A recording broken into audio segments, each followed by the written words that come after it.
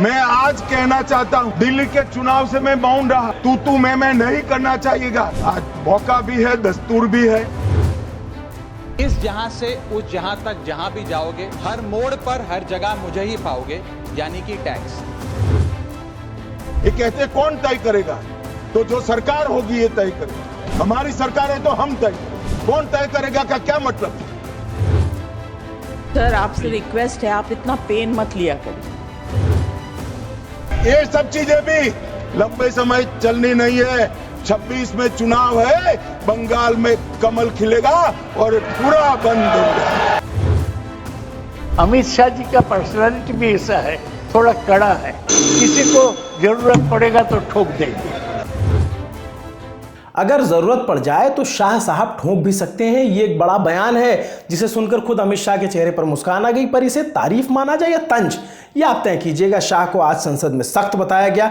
ये बातें कही हैं बंगाल वाले दादा ने। आज टेरर फंडिंग के आरोपी सांसद कश्मीर को लेकर के सवाल पूछते हैं। एक और बात, जब अमेरिका से हथकड़ियों के साथ भारतीयों का डिपोटेशन हुआ तो कुछ लोगों ने इस मुद्दे को तह की तरह सुरक्षित कर लिया था, लेकिन आज तह खोली गई। पूछा गया कि जब अमेरिकी पकड़े जाएंगे तो क्या यही सलूक उनके साथ होगा ना? बदले की इस गर्म तासीर के बीच जया बच्चन ने किसी से बहुत सलीके से कहा है, इतना पेन मत लिया करिए, सॉरी, सब कुछ यही नहीं बताना है। प्रोड्यूसर ने हमारे मना किया हुआ है। शो शुरू करते हैं। नमस्ते, अभिनव पांडे नाम है मेरा और आप देख रहे हैं दिन भर संसद की तमाम घटनाओं को समेट कर लाने वाला शो संसद में आज।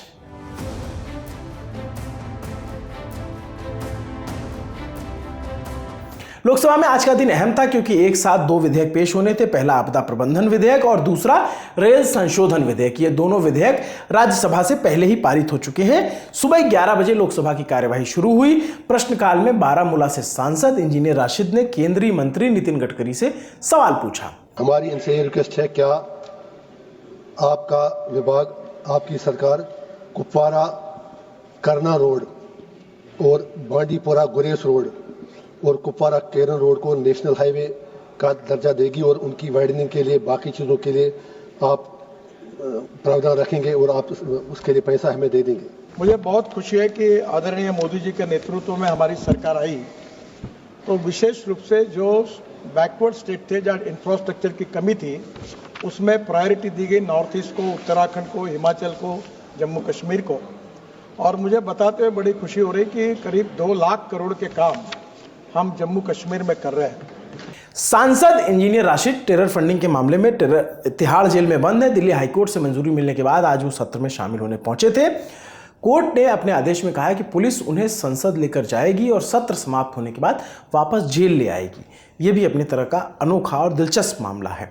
इस दौरान वो मीडिया से बातचीत नहीं करेंगे, ये कोर्ट की तरफ से सख्त हिदायत दी गई है। प्रश्नकाल में ही आजमगढ़ से सपा सांसद धर्मेंद्र यादव ने सरकार से सवाल पूछा, जिन योजनाओं को खुद पीएम मोदी शुरू करते हैं उन योजनाओं को बीच में क्यों रोक दिया गया? धर्मेंद्र यादव किस योजना का हवाला देकर सवाल पूछ रहे हैं, सुनना चाहिए। अभी 2024 के फरवरी के महीने में माननीय प्रधानमंत्री जी ने जाके आजमगढ़ के हवाई अड्डे का उद्घाटन भी किया और हवाई अड्डे के उद्घाटन करने के बाद लखनऊ की एक फ्लाइट भी चलाई, आजमगढ़ लखनऊ। कुछ ही दिनों के अंदर अध्यक्ष जी वो फ्लाइट भी बंद हो गई।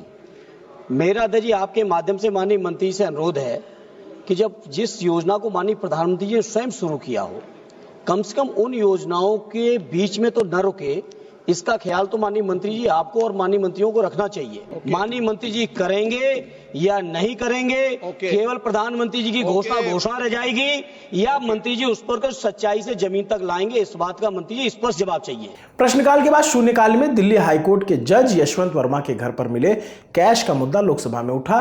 कांग्रेस सांसद मनीष तिवारी और टीएमसी सांसद कल्याण बनर्जी ने इस मुद्दे पर कानून मंत्री के बयान की मांग की। The Chief Justice of India has appointed an in-house inquiry. I think we should respect the process. We should wait for that report. But in the meanwhile, the law minister should come to this house and the law minister must relate the chronology of events as they have transpired. Nobody is saying that anyone is innocent or guilty. Nobody is trying to apportion guilt. Let the in-house inquiry process play itself out. But under articles of the Constitution and the Judges Inquiry Act, this parliament has the responsibility of exercising that superintendence, and we are abdicating our responsibility. My demand is, let the law minister come before the house and make a vanilla statement as to what is the sequence of events, what actually transpired, what does the government know, why is the government not making a statement before this? चर्चा आगे बढ़ी तो राज्यसभा में दिए गए एक बयान का मुद्दा उठा। राजस्थान के राजसमंद से बीजेपी की सांसद महिमा कुमारी मेवाड़ ने राणा सांगा को लेकर सपा के राज्यसभा सांसद रामजीलाल सुमन के बयान पर सवाल उठाया। उन्होंने कहा कि जब सपा सांसद राज्यसभा में बोल रहे थे, अगर तभी विरोध हो जाता तो आज ये नौबत नहीं आती। मैं अपने पूर्वज महाराणा सांगा के बारे में बोलना चाहती हूँ और ना सिर्फ मेवाड़ बल्कि पूरे देश की जनता की बात रखना चाहती हूँ कि सपा के जो सांसद है उन्होंने बहुत ही हल्के शब्दों का उपयोग किया है महाराणा सांगा के लिए और उनको किसी के प्रमाण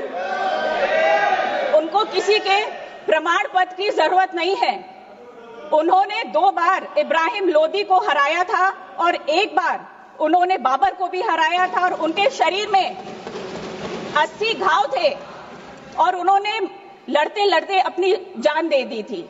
तो मेरा यही कहना है कि बिना अगर आप इतिहास के बारे में जानते नहीं हैं तो उसके बारे में आप बिल्कुल भी बात ना करें। जिसका भी मन आता है कोई भी इतिहास के किसी भी का नाम लेकर, चाहे मीरा माँ हो, चाहे पद्मिनी हो, चाहे महाराणा प्रताप हो, उनके बारे में ऐसा बोलते हैं तो मैं यही कहना चाहूंगी कि जब ये बात राज्यसभा में उठी थी तो सांसद लोगों को इसके खिलाफ बोलना चाहिए था, क्योंकि अभी मैं देख रही हूं कि कुछ लोग मुझसे बोल रहे हैं कि लोगों ने कानून को हाथ में ले लिया है। अगर पहले से ही इसके ऊपर एक्शन लिया जाता तो ये बात यहां तक नहीं पहुंचती।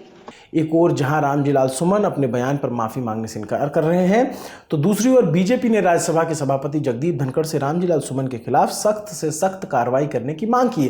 खैर, इस विवाद से आगे बढ़ते हैं और सदन की कार्यवाही पे वापस लौटते हैं। टेरर फंडिंग के आरोप में जेल में बंद बारामूला से सांसद इंजीनियर राशिद ने मिलिटेंसी का हवाला देते हुए सरकार पर क्या आरोप लगाए, सुनिए। बहुत देर कर दी मेहरबान आते आते। सर, मेरी एक गुजारिश है सरकार से। हमारी सरकार दावा करती है कि जम्मू कश्मीर के लिए हमने काफ़ी डेवलपमेंट पिछले 5 साल में की। आपने पैकेज दिया आंध्र प्रदेश और बिहार में, लेकिन अगर पैकेज की ज़रूरत है वो जम्मू कश्मीर को है, जो 30 साल से मिलिटेंसी की वजह से जहां तबाही है, जहां सब कुछ लुट चुका है। उसके बदले में जब आप इस साल के एलोकेशन देखेंगे, आपने सर 1000 करोड़ हमें पिछले साल के एलोकेशन से कम किया है, ज्यादा नहीं दिया है। हमारे सीएम साहब शायद थोड़ा शर्माते हैं कहने से, उन्हें क्या इश्यूज है वो हमें नहीं पता, लेकिन हमारी गुजारिश है कि जम्मू कश्मीर को अपना पूरा शेयर दिया जाए। और अक्सर औकात इस हाउस में कहा जाता है, बाहर भी कहा जाता है, डबल इंजन सरकार। ये डबल इंजन क्या होता है? जब हम if we are all under oath, फिर सारे लोग बराबर हैं, सारी स्टेट बराबर है। इंजीनियर राशिद के सवाल के बाद बीजेपी सांसद निशिकांत दुबे ने आरोप लगाया कि मुसलमानों को जो खास अधिकार दिए गए हैं उसे सरकार खत्म करे। आर्टिकल 49 का हवाला देते हुए उन्होंने क्या कुछ कहा, यह भी सुनना चाहिए। इस देश में 2 ऐसे एक्ट बने 1991 में, प्लेसेस ऑफ वर्शिप एक्ट, जो हिंदुओं को कहता है कि आप जो है अपने आप को कंट्रोल कर लीजिए, और 1995 में एक ऐसा एक्ट उसी सरकार ने बनाया जिसमें कहा कि वक्फ बाय यूजर, जिस पर भी मुसलमान हाथ रख दे ये संपत्ति उसकी है। इसके आधार पर एएसआई की जितनी संपत्ति है, एएसआई के जो मॉन्यूमेंट है, जो मदरसे हैं, जो संसाधन है, उन सबों पर जो है मुसलमानों ने अधिकार कर लिया है और उनके दुकान हो गए। और ये जो मेंटलिटी है, आर्टिकल 49 का जो ये उल्लंघन है सभापति महोदय, ये 1936 के त्रावणकोर एक्ट से निकलता है, जिसने मुसलमानों को इस देश में पहली बार रिजर्वेशन दिया। आप उसको संपत्ति का अधिकार दे रहे हैं, आप उसको मॉन्यूमेंट दे रहे हैं, आप उसको ठेकेदारी में रिजर्वेशन दे रहे हैं। मेरा आपके माध्यम से भारत सरकार से आग्रह है कि आर्टिकल 49 और आर्टिकल 14-15 को लागू करिए और मुसलमानों को इस देश में जो अधिकार है उसको समानता के अधिकार में बदलिए। 2 बजे शून्यकाल की कार्यवाही खत्म हुई तो गृह मंत्रालय यानी गृह मंत्री अमित शाह ने आपदा प्रबंधन विधेयक को सदन के पटल पर रखा। इस विधेयक को लेकर के 12 दिसंबर 2024 को ही लोकसभा से पास कर दिया गया था, जिसके बाद इसे राज्यसभा में भेजा गया था। लेकिन 25 मार्च को कुछ संशोधन के साथ राज्यसभा ने इसे पारित कर वापस लोकसभा में भेज दिया, तो आज फिर से उन्होंने रखा। इसके बाद गृहमंत्री अमित शाह ने अप्रवास और विदेशियों विषयक विधेयक 2025 पेश किया, जिस पर चर्चा की शुरुआत की चंडीगढ़ से कांग्रेस सांसद मनीष तिवारी ने। उन्होंने पूछा कि ये कैसा बिल है जो किसी विदेशी पर लागू होगा और किसी पर नहीं। आप ये कहते हैं कि ये कानून कुछ विदेशियों पर तो लागू होगा, पर अगर सरकार चाहेगी तो कुछ विदेशियों पर लागू नहीं होगा।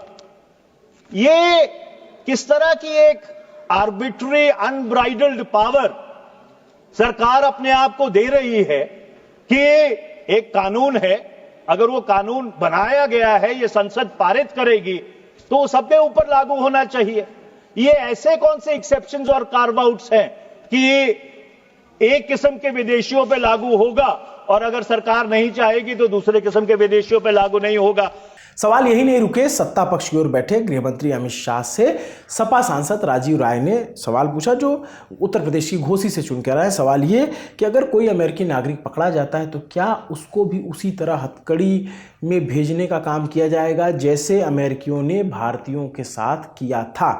हिंदुस्तान के लोगों के मन मस्तिष्क से वो तस्वीर अभी भी नहीं जा रही है जहां हमने देखा कि इलीगल इमिग्रेशन के नाम पर हमारे नौजवानों को हथकड़ियों और बेड़ियों में हमारे देश में वापस भेजा गया, और भी प्रधानमंत्री जी आने के बाद। और सरकार खामोश रही। मैं गृह मंत्री जी यहां बैठे हैं, हमारे हजारों लोगों को भेजा गया। अगर डंका बज रहा है, देश की व्यवस्था इतनी अच्छी है तो डंकी रूट से जाने की कोई जरूरत नहीं थी। लेकिन मैं एक बात कहना चाहता हूं समानता और आत्मसम्मान के नाम पर, कि अगर हमारे देश में एक भी अभी दिसंबर 24 में देहरादून में जासुआ इवान रिचर्डसन पकड़े गए थे सैटेलाइट फोन के साथ। हमारे यहां तो लोग रोजी रोजगार की तलाश में गए थे, सैटेलाइट वाला तो जासूस भी हो सकता है। 2023 में बिहार में पकड़े गए थे अमेरिकन सिटीजन जो नेपाल क्रॉस करना चाहते थे। गृह मंत्री जी, मैं आपसे चाहूंगा कि एक भी अगर अमेरिकन पकड़ा जाता है तो क्या वैसे ही हथकड़ियों में और बेड़ियों में आप वापस अमेरिका भेजेंगे, समानता का अधिकार रखेंगे, या सारे नियम कानून खाली हिंदुस्तान के लिए है? चर्चा के बीच एक वक्त ऐसा भी आया जब विपक्षी सांसद की ओर से गृहमंत्री अमित शाह पे तंज कसा गया। कहा गया कि उनकी पर्सनालिटी ऐसी कि जरूरत पड़ने पे किसी को ठोक देंगे। ये बात ऐसी थी कि गृहमंत्री खुद हंस पड़े। सौगत राय ने कही, मेरे ख्याल में अमित शाह जी का पर्सनालिटी भी ऐसा है, थोड़ा कड़ा है, किसी को जरूरत पड़ेगा तो ठोक देंगे। तो वो बड़ा स्टीफ कानून बनाए। तमाम विरोधों और सवालों का जवाब देने की बारी थी। गृहमंत्री अमित शाह उठे, उन्होंने पहले इस बिल पर अपनी बात रखनी शुरू की तो आंकड़ों के साथ इतिहास के पन्ने भी पलटे जाने लगे। सुनिए गृहमंत्री ने क्या कहा। चाहे रोहिंग्या हो, चाहे बांग्लादेशी हो, अगर यहाँ अशांति फैलाने के लिए आता है तो बड़े कठोरता के साथ उनके साथ मान्यवर व्यवहार। मान्यवर देश धर्मशाला नहीं है, जो चाहे जिस उद्देश्य से चाहे यहां आकर रह जाएगा, ऐसा नहीं होगा। कानूनी तरीके से देश के अंदर अपने देश को और हमारे देश को समृद्ध करने कोई आता है तो इसका स्वागत है, मगर सुरक्षा के लिए खतरा है, उसको रोकने का प्रावधान करने का हमारी संसद का अधिकार भी है। जो लोग कहते हैं कि रोकना चाहते हैं, हम रोकना इसी को चाहते हैं जिनके उद्देश्य ठीक नहीं है।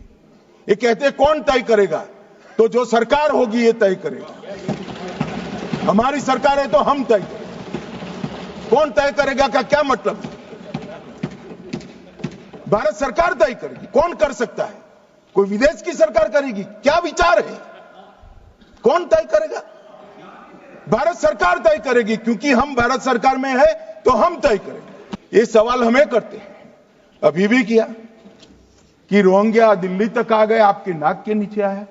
मान्यवर, ये बांग्लादेशी घुसपैठिए हो या रोहिंग्याज हो जो घुस कर आते हैं, पहले असम से भी आते थे जब कांग्रेस की सरकार, अब बंगाल से आते हैं टीएमसी की सरकार, घुस कर आते हैं। इनको आधार कार्ड दादा कौन देता है? नागरिक कहां के बने हैं? कहां के बने हैं? जितने बांग्लादेशी पकड़े गए 24 परगना जिले का आधार कार्ड और नागरिकता है मान्यवर। और ये जो आप आधार कार्ड इश्यू करते हो, वो आधार कार्ड लेकर, वो वोटर कार्ड लेकर ये दिल्ली तक आते हैं। आप उनको आधार कार्ड इश्यू न करो, आदमी क्या परिंदा भी पैर नहीं मार पाएगा। और दादा ये सब चीजें भी लंबे समय चलनी नहीं है। 26 में चुनाव है, बंगाल में कमल खिलेगा और पूरा बंद होगा। मान्यवर मुझे भी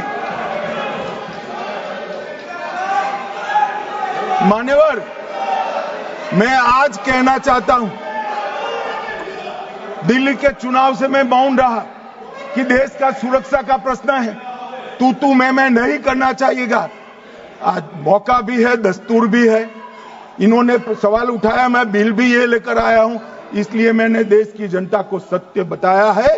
ये 450 किलोमीटर जो आपकी कृपा से खुली रही है, वहीं से घुसपैठ है, वहीं नागरिक बनते हैं, वहीं आधार कार्ड बनाया जाता है और देश भर में फैल जाते हैं। मान्यवर, एक सदस्य ने मुद्दा उठाया कि पासपोर्ट रैंकिंग में 50वां नंबर है। मान्यवर, ऐसा कोई सरकारी सर्वे नहीं है, एक निजी एनजीओ ने सर्वे कर दिया है। अब मुझे ये समझ में नहीं आता, इंडी अलायंस के नेता जब से राहुल गांधी बने हैं, सरकार के अधिकृत डेटा की जगह वो एनजीओ का ही डेटा खंगालते हैं। कई बार तो भाषण भी एनजीओ का दिया हुआ करते थे। मान्यवर, मुझे अब तक एडीएमके के सारे एमपी 4 बार मिले अलग अलग समस्या पर, एक में भी तमिल शरणार्थी का जिक्र नहीं। और कहते हैं do something.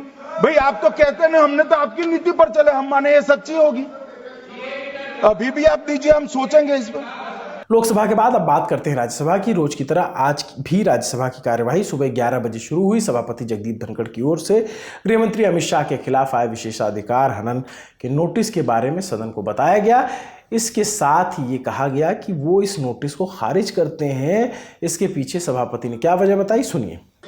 I have carefully gone through it. I find there has been no transgression. There has been absolute adherence to truth, which is vindicated by a document that is available to the honorable members. And that being the situation, I cannot persuade myself to accord any acceptance to this notice of question of privilege against Sri Amit Shah, Minister of Home Affairs. I have declined with a deep sense of anguish and pain that we rush to invoke breach of privilege. We rush to the media, give it traction, try to tarnish image. And I have said on number of occasions, this house will not be a platform to ruin reputations of people. गृह मंत्री अमित शाह के खिलाफ आए विशेषाधिकार हनन का notice Congress party की ओर से जयराम रमेश ने दिया था।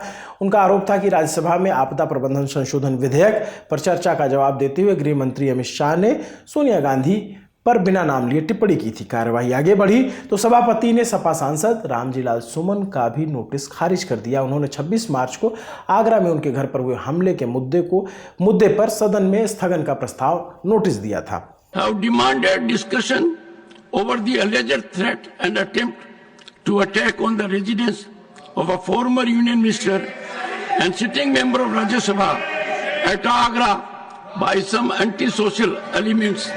Honorable members, I am unable to persuade myself to accord acceptance to these. I will accommodate the honorable members in 0 hour to raise their points. करीब आधे घंटे की कार्यवाही के बाद शून्यकाल की कार्यवाही को शुरू किया गया। सबसे पहले बोलने के लिए उठी सपा सांसद जया बच्चन। उन्होंने फिल्म दीवार और शोले का जिक्र कर सरकार से एक मांग की, लेकिन उससे पहले उन्होंने सभापति से ज्यादा पेन ना लेने की रिक्वेस्ट की। थैंक यू सर, आपसे रिक्वेस्ट है, आप इतना पेन मत लिया करिए। Jaya ji, your advice is well taken. Thank you.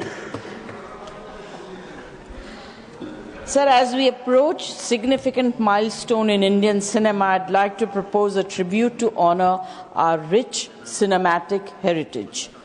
Firstly, we are celebrating 100th birth anniversary of the legendary filmmaker Shri Raj Kapoor, whose contribution to Indian cinema remain unparalleled. Additionally, two iconic films like Diwar and Sholay will soon mark their 50th anniversary. These films have not only captivated audience with their timeless stories, but have also affected the aspirations and struggles of the common man, leaving an indelible mark on Indian cinema. Notably, Sholay, released in 1975, achieved a historic feat by running uninterrupted in theatres for 5 years, a testament to its enduring appeal. In light of these occasions, I request the government to consider issuing commemorative stamps for the 50th anniversary of Diwar and Sholay. शून्यकाल खत्म हुआ तो प्रश्नकाल की कार्यवाही शुरू की गई। इस दौरान विदेश मंत्री एस जयशंकर जब डीएमके सांसद त्रिचुरी श्रीवा के सवाल का जवाब दे रहे थे, उसी वक्त पीएम मोदी संसदीय कार्य मंत्री के साथ राज्यसभा में पहुंच गए। Till yesterday, there were 86 Indian fishermen in Sri Lankan custody. Today, one more trawler has been apprehended, so 11 more fishermen. So all told, 97 of them are in custody. 83 are serving sentences, 3 are awaiting trial, and 11 of them have been apprehended today. We are trying to engage the Sri Lankan government to get them to take a humanitarian issue. Also, what we are trying to do, sir, is through the Pradhan Mantri Matsya Sampada Yojana, we are trying to get as many boats fitted with transponders so that inadvertent crossings are minimized. So our efforts are on diplomatically to release people in terms of our colleagues from the Department of Fisheries to fit the transponders so that there are no inadvertent crossings. And meanwhile, we are trying to see if we can give them alternative solutions so that this situation doesn't occur. Rajya Sabha में शून्यकाल के बाद वित्त और विनियोग विधेयक पर चर्चा शुरू हुई। आम आदमी पार्टी से सांसद राघव चड्ढा ने कल की तरह आज भी केंद्र सरकार को सवालों में घेर लिया। टैक्स का जिक्र करते हुए उन्होंने कहा कि जन्म लेने से मरने तक सरकार हमारे टैक्स पर टैक्स वसूल रही हमसे।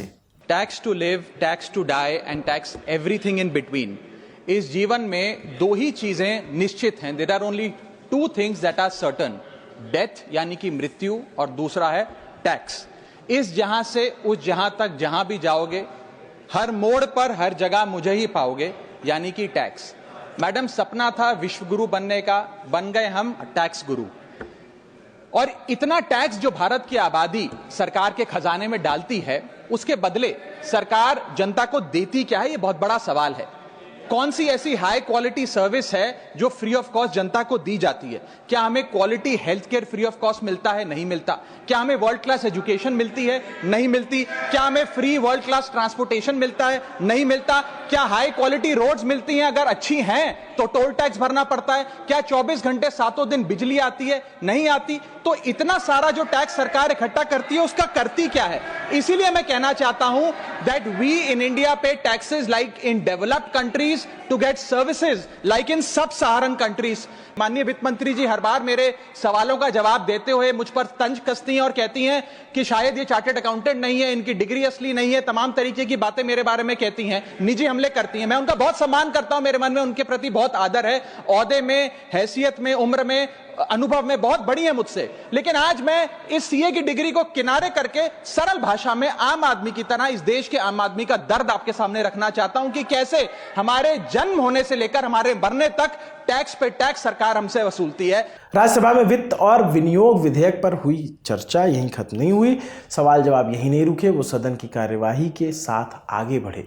यानी कुछ हिस्सा हमसे आज छूट गया है, वो रह गया है, उसे हम पूरी ईमानदारी के साथ मान रहे हैं। साथ ही वादा किए जा रहे हैं कि दी ललन टॉप पर आपको सब कुछ मिलेगा दूसरे वीडियोस में, दूसरी क्लिप में। वैसे आज का शो आपको कैसा लगा हमें कमेंट करके ज़रूर बताइए। ये शो लिखा था हमारी साथी सुप्रिया ने। देखते रहिए दी ललन टॉप। शुक्रिया।